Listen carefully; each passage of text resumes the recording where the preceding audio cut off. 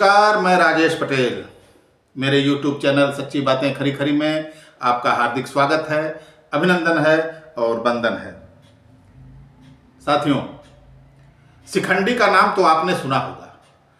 महाभारत काल में शिखंडी एक बहुमूल्य पात्र था, महत्वपूर्ण पात्र था।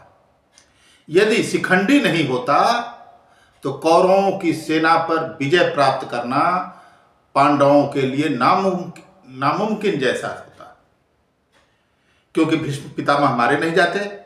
गंगा पुत्र, उन पर अर्जुन बाणों की बौछार करके उनको सरसैया पर न तो लिटा पाते और न महाभारत पर विजय प्राप्त कर पाते। लेकिन शिखंडी एक ऐसा पात्र जिसने भीष्म को हथियार रखने के लिए विवश कर दिया। वो गंगा पुत्र, महाभारत वाले भीष्म पितामह और आज के एक गंगा पुत्र जो 2014 में 2019 में बनारस से संसदीय चुनाव जीतते आ रहे हैं। फिर 2024 में बनारस से ही, काशी से ही धार्मिक नगरी, विश्व की प्राचीनतम नगरी से फिर मैदान में हैं और इस बार उनके सामने एक शिखंडी उनको चुनौती दे रहा है। आइए समझते हैं कि शिखंडी की भूमिका महाभारत काल में क्या थी और आज के समय में क्या है। सबसे पहले आप हिमांगी सखी को सुनिए, जो बनारस में प्रधानमंत्री नरेंद्र मोदी गंगा पुत्र के खिलाफ ताल ठोक रही हैं, ताल ठोक चुकी हैं, बनारस में आ चुकी हैं। उनका प्रचार प्रसार शुरू हो चुका है और सिर्फ इतना ही नहीं, झारखंड के धनबाद सीट से भी एक शिखंडी यानी किन्नर चुनाव लड़ रहा है। मैं इस वीडियो में किन्नर समाज की राजनीति में जो रुचि बढ़ती जा रही है और अब तक कितने किन्नर चुनाव लड़ चुके हैं, कहां कहां सफलता मिल चुकी, ये सारी बातें मैं बताऊंगा। इवन बनारस के करीब अहरौरा नगर पालिका परिषद के चुनाव में भी एक बार किन्नर अध्यक्ष बना था। मुगल सराय में अभी अध्यक्ष किन्नर ही है, जिसका नाम बदलकर अब पंडित दीनदयाल उपाध्याय नगर पालिका परिषद कर दिया गया है। वहां इस समय भी किन्नर ही अध्यक्ष है। सबसे पहले आप सुनिए हिमांगी सखी, जो किन्नर समाज की महामंडलेश्वर भी हैं, वो क्या कह रही हैं। पहले उनकी बात सुन लेते हैं, फिर आगे चर्चा करते हैं कि इनको थर्ड जेंडर का दर्जा कब मिला, मतदाता सूची में इनको थर्ड जेंडर का दर्जा कब मिला और राजनीति में इनकी कैसे उपस्थिति दर्ज हुई और कहाँ मजबूत उपस्थिति दर्ज हुई और कहाँ टाए फिस साबित हुए। पहले आप हिमांगी सखी, महामंडलेश्वर हिमांगी सखी को सुन लीजिए। क्या तैयारी है इस बार? तैयारी ये है कि अब चुनाव लड़ेंगे और हम हमारे हक की बात करेंगे, हमारे समाज के हक की बात करेंगे, है ना, जो आज तक हमारे समाज के बारे में सोचा नहीं गया। सरकार आई 10 वर्ष हुआ कि नहीं हुआ ना? क्या आप लोगों ने सुना कि हमारे समाज के उत्थान के बारे में सोचा है? मैं आप पत्रकार भाइयों से, मेरे बच्चों से पूछती हूँ, मैं गलत बोल रही हूँ या सही?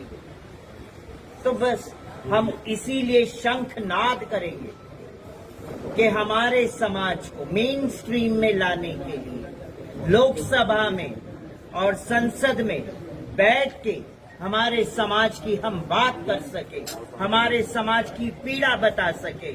आज भी हमारा समाज दयनीय स्थिति में चल रहा है और मैं क्या, आप सब जानते हैं कि आज भी किन्नर समाज को भीख मांगना पड़ता है सड़कों पे। क्यों मांगना पड़ता है? मैं गलत बोल रही हूँ या सही बोल रही हूँ? आप बताइए सब, मैं गलत बोल रही हूँ?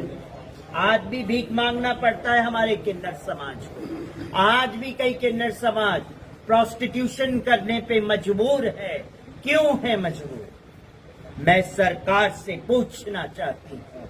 आज पूछता है हमारा किन्नर समाज।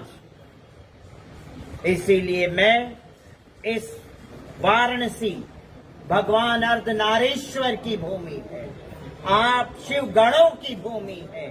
इस शिव गणों की भूमि पे, इस अर्धनारीश्वर की भूमि पे एक अर्धनारीश्वर शंखनाद कर रही है आज के हमारे किन्नर समाज के उत्थान के लिए, उनको मेन स्ट्रीम में लाने के लिए अखिल भारतीय हिंदू महासभा, स्वामी चक्रपाणी जी, ऋषि द्विवेदी जी और हमारे बाजू में बैठे हैं श्रीकांत पांडे जी, और यहाँ के जो वाराणसी के अखिल भारतीय हिंदू महासभा के अध्यक्ष, क्या नाम है, विशाल नारायण जी, सुनीता अग्रवाल, ये सब ने मिलकर यही सोचा है कि इस बार किन्नर समाज के उत्थान के लिए कार्य करेंगे हम, क्योंकि हमें अपनी बात संसद तक पहुंचानी है, हमें हमारी बात सरकारों के कानों तक पहुंचानी है। ये हमारी आवाज की गूंज उन तक पहुंचनी चाहिए। आज हमें खड़े होना पड़ रहा है, इसीलिए लोकसभा चुनाव, और वो भी नरेंद्र मोदी जी के अगेंस्ट में इसीलिए खड़ी हूं कि मेरा किन्नर समाज आज भी भीख मांगना पड़ रहा है, आज भी अपने हक के लिए, आज भी अपने हक के लिए ये किन्नर आज भी भीख मांगने के लिए आज लोकसभा चुनाव में खड़ी हो रही है और हुंकार लगा रही है, और काशी वासियों से हाथ जोड़ के ये अर्धनारीश्वर, इस अर्धनारीश्वर की भूमि पे सबसे विनती करती है कि हमारे समाज के लिए आप सब आए। साथियों, पहले मैं महाभारत की उस कथा से आपको अवगत कराना चाहता हूं, शिखंडी वाले प्रसंग से, कि शिखंडी कौन था। तो हालांकि मैं इस कथा को प्रामाणिकता के तौर पर नहीं कह पा रहा हूं, क्योंकि जितने स्रोत हैं उन्हीं से जो जानकारी मिली है उनके आधार पर ही मैं ये बात आपसे शेयर करना चाहता हूं। साथियों, महाभारत में केवल युद्ध ही नहीं, बल्कि इसमें धर्म, नीति, राजनीति, ज्ञान, विज्ञान, शास्त्र, योग, इतिहास आदि का संपूर्ण समावेश है। भीष्म पितामह को महाभारत का मुख्य पात्र कहा जाता है। महाभारत के युद्ध में भीष्म पितामह भले ही अर्जुन के बाणों की सरसैया पर आ गए, लेकिन उनकी मृत्यु की वजह कोई और ही था, और इसका नाम था शिखंडी। महाभारत में शिखंडी रहस्यमय पात्र माना गया है। कौन था शिखंडी जिसकी वजह से भीष्म पितामह को मृत्युशैया पर लेटना पड़ा? आइए जानते हैं। महाभारत के अनुसार शिखंडी पूर्व जन्म में अंबा नाम की राजकुमारी थी, जिसने भीष्म की मृत्यु की कामना से शिखंडी रूप में दोबारा जन्म लिया था। धर्म ग्रंथों के अनुसार भीष्म ने हस्तिनापुर के सर्वप्रथम राजा और छोटे भाई विचित्रवीर के विवाह के लिए काशी राज की 3 पुत्रियों अंबा, अंबिका और अंबालिका का हरण किया था।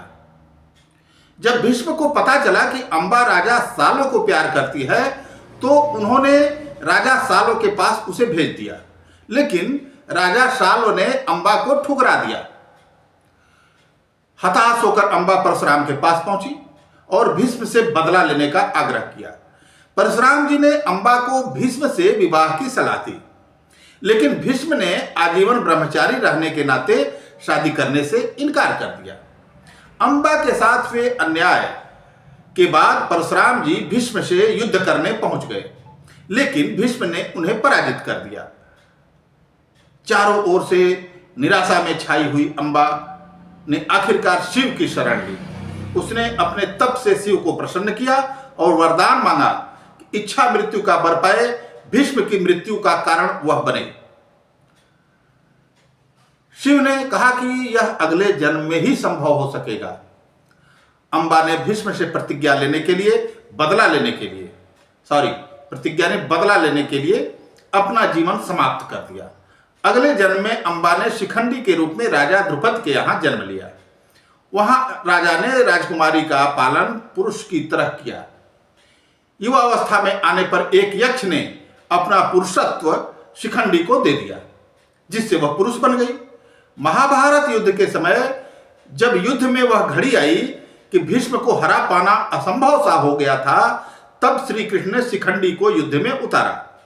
भीष्म पितामह ने स्त्रियों पर शस्त्र न उठाने की प्रतिज्ञा की थी, क्योंकि शिखंडी स्त्री से पुरुष बना था। इस वजह से भीष्म ने अपने शस्त्र रख दिए। ऐसे में अर्जुन ने शिखंडी को ढाल बनाकर भीष्म को अपने तीरों से छलनी कर दिया और इस तरीके से शिखंडी भीष्म पितामह की मृत्यु का कारण बना। ये तो थी कहानी महाभारत की। आज भी जैसा कि प्रचारित किया जा रहा है, धर्म और अधर्म के बीच की लड़ाई, इंडिया और एनडीए के बीच की लड़ाई, एनडीए वाले धर्म की बात कर रहे हैं और इंडिया वालों को अधर्मी बता रहे हैं। ऐसे समय में बनारस से इस धर्म और अधर्म की लड़ाई में एक शिखंडी का आ जाना थोड़ी रोचकता तो पैदा करता ही है। आइए जानते हैं कि कब कब किन किन चुनावों में शिखंडियों ने अपना रोल अदा किया है, किन्नर समाज ने कहां कहां से चुनाव लड़ा है। साथियों, 1994 में किन्नरों को मतदान का अधिकार मिला। उसके बाद से राजनीतिक मैदान में उतरकर उन्होंने किस्मत आजमानी शुरू कर दी। 2000 में पहली किन्नर विधायक शबनम शर्मा चुनी गई, उर्फ शबनम मौसी, मध्य प्रदेश से।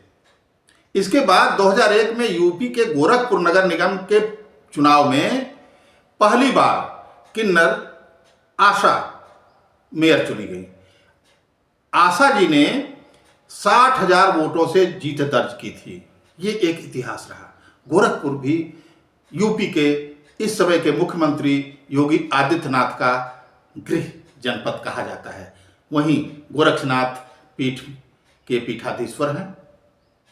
वहां से बाबा गोरखनाथ की नगरी से आशा मेयर चुनी जाती हैं। 2002 के यूपी विधानसभा चुनाव में अलग अलग सीटों से 18 किन्नर किस्मत आजमाने उतरी थी। किन्नर पायल ने बीजेपी के दिग्गज नेता लालजी टंडन के खिलाफ लखनऊ पश्चिमी सीट से उनके खिलाफ चुनाव लड़ा था। इसके बाद से हर चुनाव में किन्नर ताल ठोकते रहे। 2006 में मिर्जापुर की अहरौरा नगर पालिका से किन्नर रेखा चेयरमैन बनी थी। हालांकि बाद में उनका निर्वाचन अवैध हो गया किसी कारण से, जात प्रमाण पत्र के चलते, लेकिन 4.5 साल तक वह किन्नर रही। और चुनाव जीतना महत्वपूर्ण है कि लोगों ने एक किन्नर में, बड़े बड़े दिग्गजों के सामने एक किन्नर में विश्वास किया। अभी हाल ही में चंदौली जिले की, जो बीते वर्ष नगर निकाय का चुनाव हुआ था, चंदौली जिले की पंडित दीनदयाल उपाध्याय नगर पालिका परिषद में सोनू किन्नर ने भारतीय जनता पार्टी के दिग्गज प्रत्याशी को हरा दिया था और अभी चेयरमैन है। वहां पर केंद्रीय मंत्री और जो चंदौली के सांसद हैं डॉक्टर महेंद्र नाथ पांडे की कोई नहीं चली। जनता ने एक किन्नर में विश्वास जताया।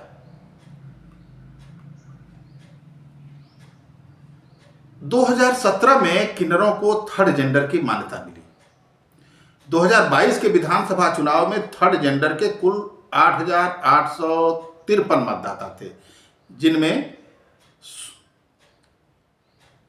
यूपी में किन्नरों की संख्या 5 लाख से ज्यादा है। इनको मतदान का अधिकार है। थर्ड जेंडर के रूप में सामाजिक मान्यता मिलने के बाद इनको भारतीय जनता पार्टी ने अपने अल्पसंख्यक मोर्चा के संगठन में भी पद देने का एक बार अभियान शुरू किया था। अब कितनी सफलता मिली, कितनी सफलता नहीं मिली, ये समय बताएगा। लेकिन अभी जो स्थिति है, अभी धनबाद लोकसभा सीट से भी दिग्गजों के बीच सुनैना किन्नर 2024 के चुनाव में मैदान में है। साइंस ग्रेजुएट हैं सुनैना किन्नर। वह कहती हैं कि किन्नरों को समाज में दर्जा बराबरी का मिल रहा है। और बनारस में तो हिमांगी सखी जो महामंडलेश्वर हैं, 5 भाषाओं में भागवत कथा कहती हैं, ये जो है प्रधानमंत्री नरेंद्र मोदी को सीधे तौर पर चुनौती दे रही हैं। अखिल भारत हिंदू महासभा की ओर से ये उम्मीदवार बनाई गई हैं और वो इस बार खुद को शिखंडी कहकर गंगा पुत्र को चैलेंज कर रही हैं। मैं आपको बताता हूं कि क्या रहा इतिहास किन्नर समाज का। देखिए, 1998 में शहडोल के सुहागपुर विधानसभा के उपचुनाव में शबनम मौसी जीती थी। 2018 में मध्य प्रदेश की अंबाह विधानसभा से नेहा किन्नर दूसरे स्थान पर रही। इनको 23.85% मत मिले थे। जीतने वाले कांग्रेस के कमलेश जाटव को 37,343 और नेहा को 29,000, जो फर्स्ट रनर अप जो रही, उनको 29,796 मत मिले थे। शहडोल में जयसिंह नगर विधानसभा क्षेत्र है, वहां से 2018 में सालू मौसी नामक किन्नर ने भी चुनाव लड़ा था। हालांकि इनको 1,824 मत ही मिले थे। होशंगाबाद में हिंदू महासभा से पंछी देशमुख चुनाव लड़ी थी। दमोह से रिहाना सब्बो, इंदौर 2 से बाला बैशवार, इसके अलावा भी तमाम किन्नर चुनाव लड़े हैं। लेकिन अब की जो बनारस में चुनाव है, वो गंगा पुत्र अपने को यदि प्रधानमंत्री मोदी नहीं कहते तो उनके सामने जो चुनाव लड़ रहे हैं हिमांगी सखी, वो अपने को शिखंडी नहीं कह पाते। क्योंकि चुनाव में एक दूसरे को, चाहे युद्ध हो चाहे चुनाव हो, एक दूसरे को मात देना ही प्राथमिकता होती है। और युद्ध और चुनाव में जीत महत्वपूर्ण होती है। उसमें क्या क्या कल बल छल अपनाए गए हैं उसका कोई मायने नहीं रखता। तो इस बार गंगा पुत्र भीष्म नहीं, गंगा पुत्र मोदी के सामने वो महाभारत के शिखंडी नहीं, अभी जो है महामंडलेश्वर किन्नर समाज की हिमांगी सखी मैदान में है। देखते हैं चुनाव में क्या होता है, कैसे एक दूसरे के ऊपर वार किया जाता है, जुबानी जो जंग होती है वो किस तरीके से होती है। बड़ा दिलचस्प होगा। आज बस इतना ही, मिलेंगे अगली कड़ी में किसी और चर्चा के साथ। आपसे निवेदन है कि मेरे चैनल को सब्सक्राइब कर लीजिए और बेल आइकन का बटन दबा लीजिए ताकि आने वाली हर वीडियो की जानकारी आपको तुरंत मिल सके। प्रणाम।